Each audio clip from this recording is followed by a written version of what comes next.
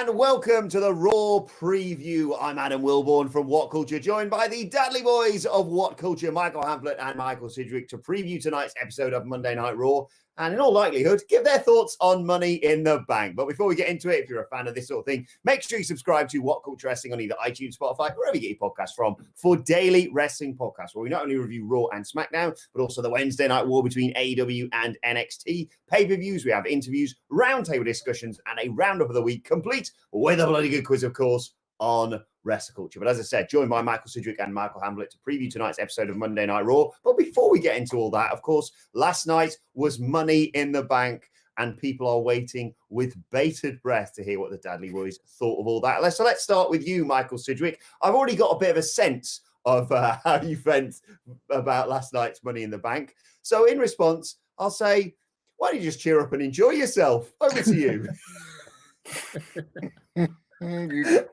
You're a dick. And if I'm ever unfortunate enough to see you again in the flesh, I'm going to shoot you in the face. That one. My goodness, right? I get pissed off. Like, you know what's funny, actually, right? I know you're just trying to wind us up. And I believe Hamflett got in the heat of the moment because he was live tweeting. I watched the show on delay. And oh my God, when I opened up the network app, and so it was like 2 hours and 10 minutes. I was like, get in. Yes. Thank you so much. It was like scoring a last-minute winner when I saw the duration of that show. But I got just loads of pelters on Twitter last week when I had the nerve to criticize the AEW angle involving Jade Snake. I got, I would say, an equal amount, if not more, when I had to go at the Boneyard match at WrestleMania, which I didn't like. It just, those two takes summoned the stands. I've had a right go at the Money in the Bank ladder match last night because I thought it was absolutely rubbish, and I got literally not one bit of blowback. That indicates to me that this match was so terrible that even the stands couldn't, like, in good conscience defend it, or didn't have the heart to defend it. What annoyed me about it, right, is that I've been desperate to see them go full banter. I will use this until it actually catches on and I become an influencer in this game. This needs to be the Treehouse of Horror era, non-canon, boundless imagination. Do what you want. Don't sell this stuff as wrestling because it isn't. Just make it as madcap as it can possibly be. They had the opportunity to do this with Money in the Bank. One could argue that they did do this, except the problem is this company is useless at everything and it cannot craft a goddamn joke. The idea of, oh, the WWE wrestlers, but this isn't much like a WWE ring. That is not a joke. That's a premise for jokes to happen. They enable jokes. They facilitate jokes. And yet the jokes didn't come because this company is useless and they can't tell jokes. My preeminent example of this, and I'm sorry to the Sidgwick mega fans, there's no longer any bad connotations there. You are Sidgwick mega fans. My apologies to the mega fans who've already heard this on Twitter, read this on Twitter, this take. But there was a moment when they had the janitor doing the bit, and they had the wet floor signs, and they had the water. So they did the slapstick pratfall where Dana Brooke, coming at the end, the useless one, was going to go, whoop, boom. This is literally the oldest joke. Other than fart noises I made with my mouth to my 3-month-old baby when you read Google the milestones of how to get your baby to smile, right? Just do like raspberries. Other than that, the next thing you do when they get a bit more sophisticated sense of humor is fall over the place and do slapstick to try and get them to laugh, right? WWE told the oldest joke last night, and I've got no problems with that if executed well. Dana Brooke smacked the back of her head on the floor. It looked like it really hurt. They had this weird dramatic music playing that had been playing for half an hour. They didn't do like any stupid sound effect like a banana skin. Not one of the other people like pointed and laughed and went, well, I'm on the way to the roof, sucks to be you. They didn't sell it as a joke, even though they did a joke. They got the easiest joke in the world wrong. And people are telling me to lighten up and enjoy a comedy match. Piss off. There's an actual craft to wrestling and comedy, and they resolutely failed to meet this standard. It was a joke, and I will not cheer up ever. I mean, I don't have any Hamflett mega fans to apologise on Twitter to because everybody on there hates me for my take on Money in the Bank last night. Yeah, live tweeting, I don't know if it just people were more emotional as they tend to be, as indeed I was when I was sat there angry I've never been angry at a pay-per-view ending after 2.5, 3 hours, and yet I was furious with that last night. Absolutely furious with it. For all the Boneyard match I'm with Sidgwick wasn't necessarily my cup of tea. The Firefly Funhouse match absolutely was. WWE showed that it could skewer itself, which it hardly ever does. It showed it could make good and positive use of this cinematic element that we're kind of stuck with in this current climate. And it was within reason to expect something along those lines last night, I thought. And I just thought what we got was the worst of both worlds. Cedric points out, like, every joke was so inelegantly delivered. Like, nothing was done with any thought. I was just constantly reminded about how lazy this company can be. Doink in that button-up shirt, barely looking like Doink. Brother Love with fake tan instead of red paint. And, like, those are the big gags that they're going for. The big gags are that Doink was hiding behind a chair and Brother Love was taking a dump. And, like, that's before... And I want to be careful here because over the last week, I've noticed a trend of some people that listen to our podcast, and we have loads of people that reach out to us online, and that's amazing. But some people seemingly feeling a little bit exhausted with our views on some of the ethical implications of what we've seen in wrestling, certainly coming off for last week's Dynamite. But I found the Vince McMahon segment absolutely abhorrent. And I've been cross with various corners of the wrestling fan and wrestling community this weekend for a variety of reasons. But there's just such a hypocrisy to me that you can be as furious as everybody was in a unified sense a few weeks ago over WWE's decision to fire and furlough all those staff, and then laugh off the great banter of Vince McMahon using hand sanitizer and stood there looking at AJ Styles in his OC top, probably without even being aware why he was wearing that top and what exactly that, like, sartorial choice was representing. I just found the whole thing one of them areas where it's just like, don't joke about that. Don't mock the situation. Last night in the UK, our Prime Minister made a very unclear statement about our immediate future, which I was reminded of when Vince McMahon gets that hand sanitizer out, which I was reminded of about why this wrestling show is as stupid as it is, because this escape continues to not be an escape. And I await pelters for this sort of stuff as well, because as Cedric points out, you just told that you've got to enjoy it, that you've got to find it funny. The Boneyard match, I think this might have been you that said this actually, Cedric, was that if you want to watch a bad action movie, there are literal bad action movies rather than watching the Boneyard match. If you want to watch bad comedy, just stick E4 in the afternoon and look for the Big Bang Theory or something like that. There's actual bad comedy where people are kind of instructed to do these kind of jokes, not for your wrestling. I want it to be good comedy or no comedy at all. There shouldn't be this grim and grisly in between. That's a slight on the Big Bang Theory. I'm no fan of that show, but they can at least craft jokes. Like, there's no actual jokes here. I would love someone to explain to me what I was meant to get out of Doink. It didn't look like Doink. It wasn't the proper Doink. It was just some dog dressed up as Doink. They couldn't possibly find someone with similar facial features. They couldn't find the outfit. Even if they did, even if they got a Matt Bourne or a Ray Apollo lookalike. That's Doink. I remember him. What is that? It absolutely drives us insane, because I've had similar pelters when I've said, oh, you know what, I don't like these nostalgia shows because I'm sick of seeing Ted DiBiase, the tax cheat, come out and go and do his laugh. That's not funny.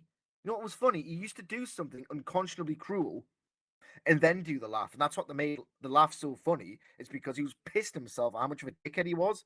Like, that's deliciously cruel banter. And if you just do the laugh, he doesn't do anything.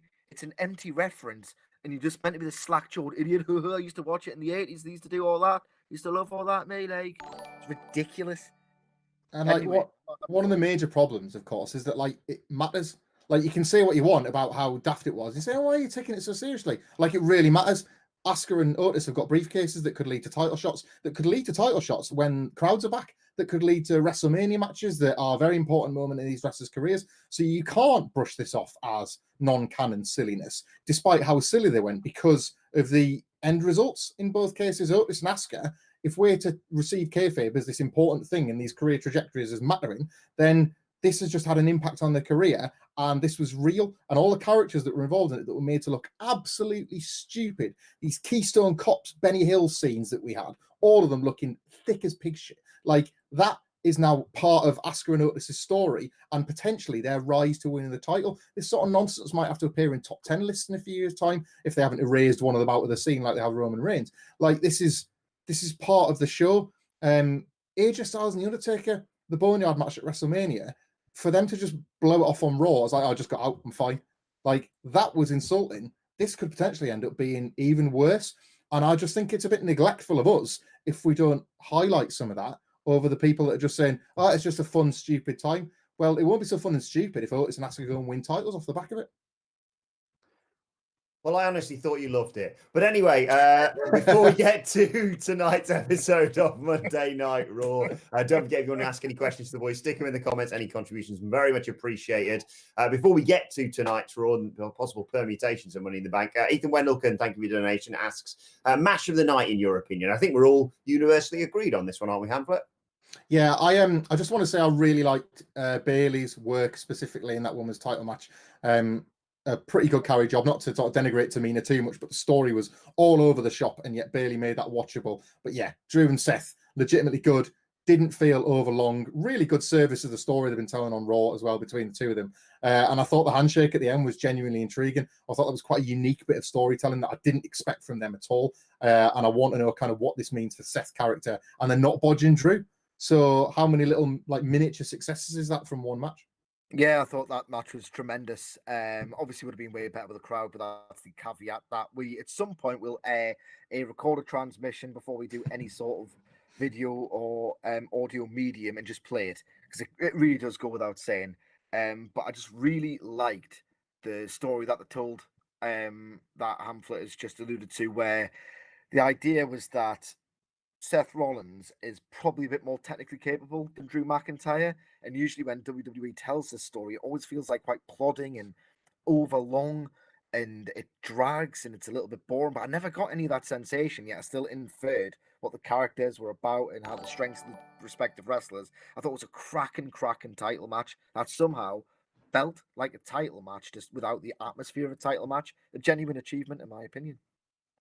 Yeah, good stuff from both performers there. Before we get on to the future of Drew McIntyre, WWE Champion, we should start by talking about tonight. One of the few things that have been advertised for tonight's episode of Monday Night Raw, and that is Becky Lynch, Raw Women's Champion, and I think cumulative longest ever reigning now Raw Women's Champion, is going to be confronting Money in the Bank winner Asuka on tonight's show. The question I want to ask you, Michael Sidgwick, is could we see Asuka cash in tonight? I don't think it's out of the realms of possibility whatsoever. We know for a fact that they are panicking at these cascading ratings, and they've brought back Edge and Randy Orton. They might have been scheduled to be around this time again. Who knows? But apparently the reports indicate that isn't quite the case. It wouldn't shock me if they did something controversial or unexpected for the express purpose of grabbing a rating ahead of next week, because you're not exactly going to get one tonight without doing the idea is they will do something tonight that will grab a headline with the expectation that they will grab a rating next week, and a cash in is the quickest means available to them. My issue, and I can't believe I'm saying this because it gets Asuka on pay-per-view when she spent months and months in the wilderness, when I just wanted her to be on any pay-per-view, is that's with Becky Lynch again. And they've already done that this year. It wasn't as good as it was last year. We'll see. There could even be a double turn because, I don't know, Becky Lynch is growing quite detestable, and I sense that in waters beyond the pool that we share together. How do you think Shayna Baszler is going to factor into all this? Daz4785 in the comments says, what happened to Baszler and Money in the Bank? Disappeared weird. The last thing I remember happening to her was she ate a woman's right and then got chucked into a wall by Nia Jax. She didn't figure into the finish at all. But I sense that something swirling around these three women could be genuinely exciting if WWE can book it correctly. Yeah, I actually think that what little we saw of Shayna last night was to protect her. The character doesn't particularly suit the environment, because someone like the Queen of Spades and this submission specialist can't be seen as so stupid, and that's ultimately what became of most of the characters in the matches. I watched Shayna Baszler's Chronicle on the network just before Money in the Bank last night, and it was great as usual. They always are. And she was asked a question, and having to straddle that line between kayfabe and reality about what would happen if she didn't win Money in the Bank. And I don't know if the match had been taped when they filmed this Chronicle or what, but her answer, quite delicately put, was that if I don't win Money in the Bank, fear for the women's division, which was a nice way of like not spoiling that she wasn't going to win, but also that like everyone was going to be even more under threat from her rage if she didn't. And it did get me thinking after Asuka won that the briefcase is kind of the thing here. So if Becky was set to confront Asuka, but Shayna Baszler was to come out first and choke her out and attack her, then Asuka's got the briefcase. So she's got the reason to take the title in a way that they would believe would protect Becky, which would allow Shayna to get her heat back and move on to a Becky Shayna program while Asuka goes off in a different direction with the belt. So that arrangement of things feels a bit convoluted, but that tends to be how they do things anyway. A triple threat match will count as an Extreme Rules match as well, and that's the next. And that's Backlash, isn't it? Yeah. They'll still do a triple threat match. You hear my daughter screaming? No, thankfully not. Is she watching Money in the Bank? I want to talk about Drew McIntyre. I want to talk about Edge and Randy Orton, but I can't go any further without talking about the late Rey Mysterio and Aleister Black. Are they dead, Michael Sidgwick? What? This was what was pointed out as well immediately afterwards, was not just the shock of two men, not just one, two men being thrown off WBHQ's roof, but the fact that there was just little pause to the fact that, you know, a future Hall of Famer and one of the fastest rising stars on Monday Night Raw are now splattered on the pavement outside HQ. I just don't know why you'd bother, right? I just don't know why you'd bother doing this. I couldn't give a toss, right, about this is like on par continuity and logic gap wise with so much else that they've done that I don't bat an eyelid. I'm able to reconcile this as simply the Fed sucks. That's basically how I reconcile this. I can vaguely understand why they did this big stupid bonanza thing, the Boneyard match at Mania, and they buried AJ Styles alive. It's associated with The Undertaker. In the canon, in the great pantheon of Undertaker matches, people have died. People have ascended to the heavens. People have come back to life. People have been burned. It's just wacky bollocks that The Undertaker does. AJ Styles, probably the fan in him, and probably no doubt felt honoured to be a part of it. It's, as Hamflet says, it's this clumsy welding of an actual canon thing with their bollocks that they're doing. So AJ Styles didn't sell being dead. I don't expect Aleister Black to be dead. Rey Mysterio is apparently on his way out. I don't care, Wilbourn. Think about it like this. At the peak of their creative powers at the end of 2000, Steve Austin dropped Triple H from a car like 30, 40, 50 feet in the air, whatever it was. And he came back 8 days later without a scratch on him. And that was in the year 2000 when they had their together. It's not going to be an issue on this sort of Raw. At best, you'll get Aleister Black's little lifter on Raw going like that, and he'll be in a stretcher instead of on it. And then he'll just pull away the straps and he'll be back to fully fitness. It was just, I couldn't get over how badly the spots were delivered. I at least thought that maybe Daniel Bryan was going to get hurled off, and that was an excuse for him to disappear off television because Bree's pregnant and it would give him a break or something like that. But no, it was just two guys. Baron Corbin laughed and joked about the prospect of throwing Rey Mysterio off a building, and then did it. He just did it. Baron Corbin sold more for breaking a mirror than he did for murdering two men. He sold more for a match he wasn't in. He went for Asuka for no reason and then sold those kicks. It was weird because the comedy sound effect kicked in a second later. So I think that was a concession to go, well, there might be kids listening. They might be able to infer that it's rubbish. It's a load of rubbish what we're doing here. But it wasn't sold as an absurd gag. That's the thing. They did the gags, but you've got to register a joke for the punchline to kick in, to hit. And it's just all right, that happened. And then you think, what? All right, okay, well, yeah, it obviously means nothing. And I don't know if I meant to laugh at it. It's just the thing that happened. There was no flailing arms. There was no it was just a little inaudible. But right, okay, that's him. He's dead. He can't be because he must have fallen a foot. How big's this building? It's a lot of bollocks, man. It's a lot of absolute bollocks. Michael Cole couldn't have cared less for the death of two people, could he? Well, there's a replay of Otis winning the men's briefcase, and Asuka's won the women's briefcase. I wonder what Becky Lynch will say to her on Raw tomorrow. Anyway, thanks very much. And the time code's coming up in the corner, two people have died, Michael. You could have a take on that if you wanted. Thank you to Barton Keys for your donation, who says, finally seeing you boys live. Really appreciate everything you do, helping me keep sanity during the #ongoing global situation. We're struggling to keep our own sanity watching some of this, to be perfectly honest. Before we move on past this, final question here from Oliver Byrne, Michael Hamflet says, did the cases feel more like rewards to the talent? It did seem to suggest that they've given these Money in the Bank opportunities to two of the people who've been two of the highlights of the empty arena period of WWE. Yeah, the cynic in me thought that the idea, like once they kind of like scripted out what they were going to do and it wasn't very good and they just couldn't be asked to think of anything better, they thought, well, at least we're putting over two people here that people are going to be very pleased with. And I honestly think that worked, because I sensed after the fact people were blinded with their joy over Asuka and Otis winning these matches, that they just kind of let everything else that happened before it like fade into the background. For a change, WWE, like last year's Money in the Bank, like that was a troll job of the highest order, wasn't it? Sending Brock Lesnar in at the last minute to push Ali off. That showed like a real hatred towards your fan base in a way that these results didn't, even if in my opinion the match before it did. Which is, again, it doesn't at all feel like joined up with the match itself. Otis and Asuka, great winners, loads of potential, loads of like fun things that they could do with these two characters in the cases. But everything that led up to that moment didn't feel remotely real. So the trick now is making these actual victories, these important wins, feel real. Final question here, actually, from Matt Rains, who says, I was promised Anne over Hamflet, but I digress after my wife cropped up on our live stream last night. Will Otis actually win the Universal title at some point? Seems highly unlikely, says Matt. Sige, why don't you take this one?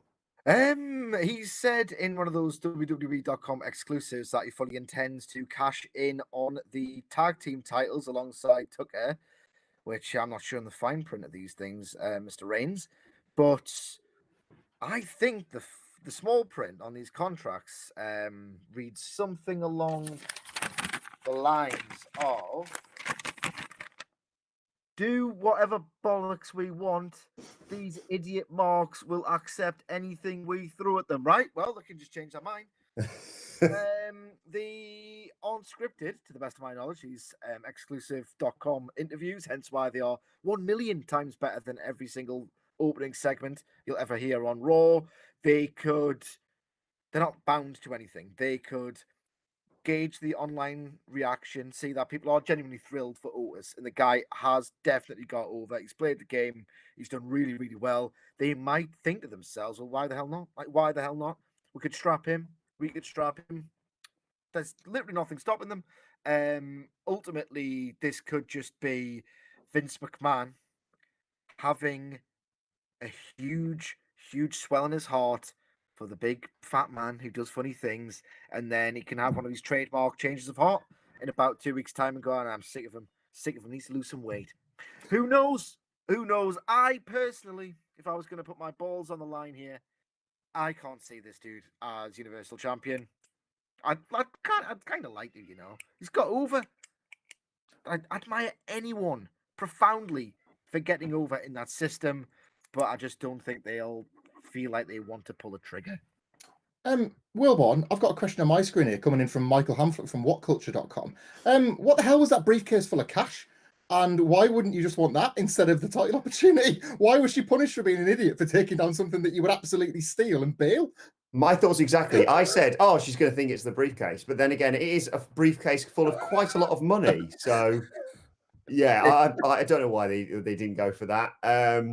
And my idea for the Otis thing, unless you do the tag thing, as you suggested there, Sige, is it's just a long con of giving us all the things we thought we wanted with the fat man getting the girl.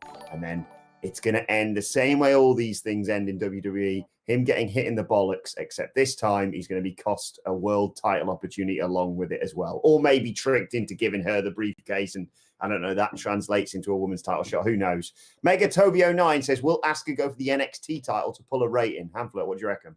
I saw this from Twitter and it might even have been Megatoby. Thank you for the question. Oh, I hope so, because that would be class.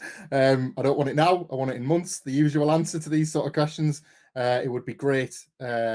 I'd love it more than anything in the world, because Asuka would be incredible on that brand again. That belt and her, what she means to it, it'd be sensational. But there is absolutely no chance it's going to happen, and I wish it wasn't the case. But no chance. This is Becky Lynch, barely a push, but no chance to go near that NXT title with Asuka.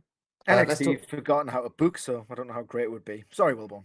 Let's talk a little bit about Monday Night Raw tonight then. Edge and Randy Orton set to return. Obviously, this is generally accepted to be partially due to the poor ratings. It seemed to come out of nowhere. What on earth do you see them doing with them tonight, Sidge? Because it was, it was people talking about a match again between them, or just a reunification between the two of them ahead of Backlash. I don't know. What do you see happening tonight with these two?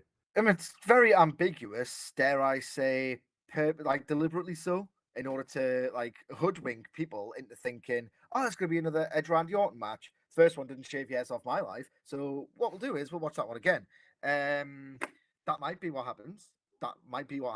I would not like to see it because, my God, I would never want to see that match. I can't think, right? I would rather watch the worst matches of all time, actually rubbish matches that have got things I actively hate, and I can get bile coursing through my veins so I can get some kind of reaction, then watch that match again. So ultimately, that match for me was so boring and so poorly done that it's ripped all of the prestige out of Edge's return. I've been ambivalent on Randy Orton for some number of years, so I could take or leave him, except on social media where he's banter. But yeah, it's just I don't know how to answer this question, Wilbourn, because they've deliberately kept it ambiguous, because I think that they think the audience is moronic and a large enough number will go, all right, well, they're having a match. I'm surprised they've got so much gall. I'm surprised they haven't advertised a rematch and then they're just done a bait and switch, because that's what they generally do. So, Hamlet, help us out here. I think they might make friends. I honestly think they might say, oh yeah, sorry, I KO'd your wife. Oh, it's all right, I KO'd you on a truck, we'll call it a draw. I honestly think they'll just shake hands and call it a draw and say, oh, for old time's sakes, what do you think? And then Zelina Vega's gang of losers will challenge them, and we'll have a 2-on-3 handicap match for Backlash or something. And who's going to win that? Well, obviously rated RKO, because the other guys are complete dorks. But I could honestly see, because the presence of them both is apparently seen as a way to draw ratings. It's certainly Edge more than Randy Orton. But if they want to go with that, if they've already exploited them as a rivalry, so why not now get those rated RKO t-shirts back on www.shop.com? Our colleague Ben Roy Turner would buy one yesterday if they were available. They'll make some money off it. They can do one more pay-per-view. They're back together. And it's like an easy squash win. It's like seeing Shawn Michaels and Hulk Hogan team up to beat Muhammad Hassan and Daivari. It's the sell of the match isn't going to be about who's going to win. It's about getting to see them and hear that awful remixed entrance music that Jim used to have together. People love that. People actually like that period of WWE. So it's like, well, we like it. Let's give them more of it. I saw some people suggesting this in the immediate aftermath of last week's Raw, basically saying, well, no, now Randy Orton's seen that Edge can go, then they can just get back together. Neglecting the fact that, yes, he RKO'd his wife, he tried to end his career, he tried to cave his head in with the concerto, he tried to murder him with some weights. It's like quite a lot of water under that bridge right now, but okay. Right, one final thing I want to talk about ahead of tonight's show. We mentioned the sensational WWE Championship match last night between Seth and Drew. Very intriguing where they go with Seth Rollins after this. But Michael Hamflett, who next for Drew McIntyre, and why is it Jinder Mahal? Oh God, it's Jinder Mahal, isn't it? He's had one really boring squash, and enough people are like, oh yeah, Jinder's back and he can still go. I don't know, they don't know how to watch wrestling, otherwise they wouldn't think that. But there was enough of them. There's the bizarre loyalty to three-man band, because I just think nostalgia has overtaken everybody in this particular era we find ourselves in. Can't even do a three-man band segment because they just sacked the most entertaining guy of that act, so they can't do that. So what we're left is with the super serious title match. We saw a dream match graphic a few weeks ago that was tweeted from, I think it was the WWE India account, the official account. So it's obviously still in their best interest to keep Jinder Mahal as this hot prospect, someone still fishing around the WWE title that his reign nearly ruined a few years ago. So yeah, I really wouldn't put it past them. And more importantly, it does feel like something that they can justify doing in the empty arena era. They just set them up for Drew to knock down, and better Jinder be that opponent than somebody that a crowd is supposed to react to. What pisses me off about this discourse already is that I can see performative happy accounts on Twitter who are clearly angling for jobs with WWE saying something to the effect of, in this eventual thing happening, if in fact it does, oh, there's lots of story here. Lots of story here. There isn't, man. There isn't, man. It's a connection. there's a connection that both men realistically are profoundly. Jinder's going to do an air guitar. Remember that? Remember me? There's a difference between a story and a connection, an association, a partnership from way back when. It's like, right. The equivalent I can think of is that Triple H in the year 2000, he's absolutely shredded, right? He's a warlord. He's the WWF champion. He is, if you forgive the corny wordplay, the game. They get Jason Sensation out in 2000 to feud with him because they were once part of a skit together and they were pals, and now Jason Sensation's got ripped.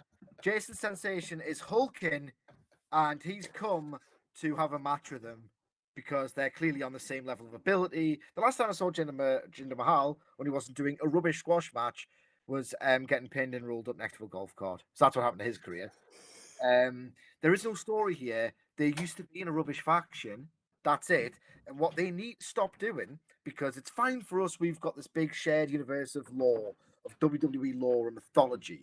What they're telling a more casual fan, with, I took Kofi Kingston 10 years to do this. Drew McIntyre, he had a bloody rubbish run, didn't he, before he got good and, motivated himself. And with Jinder Mahal, he was in a rubbish thing in WWE, and then he got shredded, and then he got a push. The subtext of this story is this company can't make stars, and these guys have to, completely reinvent themselves in spite of the company that is a wrestling promotion that promotes them to become halfway decent. They need to steer away from that because it's actually insanity viewed through casual eyes. What's this TV show about?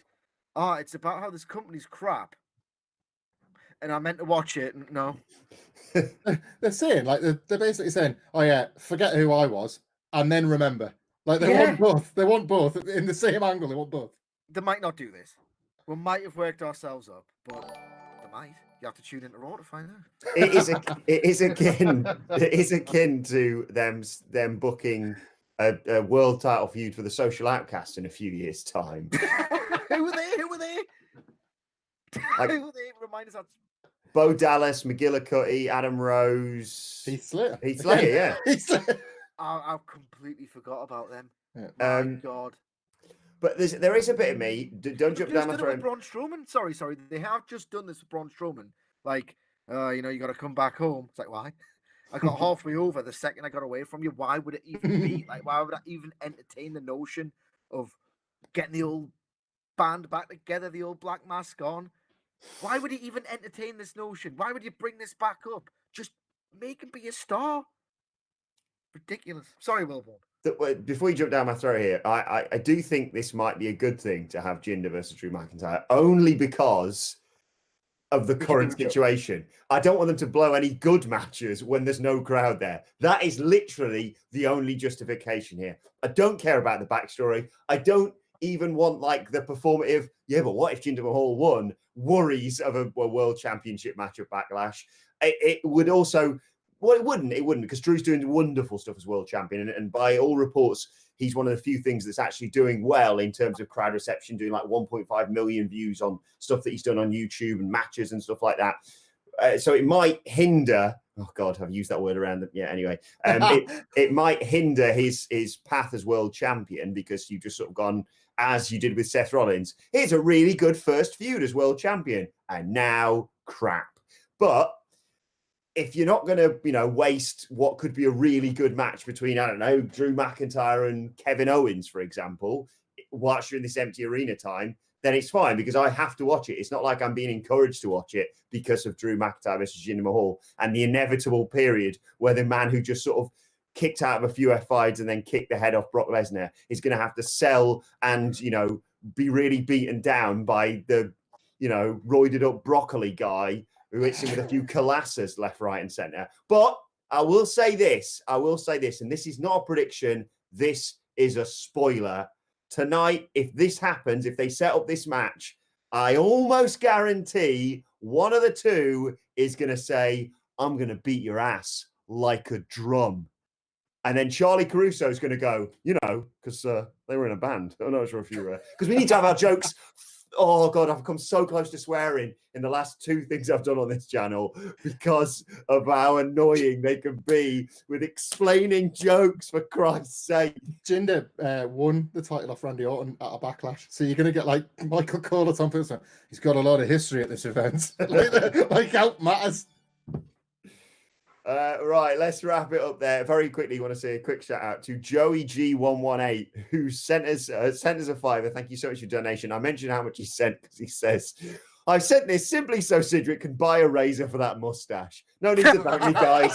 Stay safe and thanks for the content. So thank you for that, Joey G.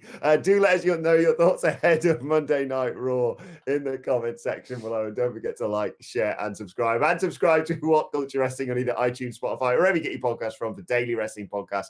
Myself and the Dadley Boys reviewing Monday Night Raw. Good luck, everybody.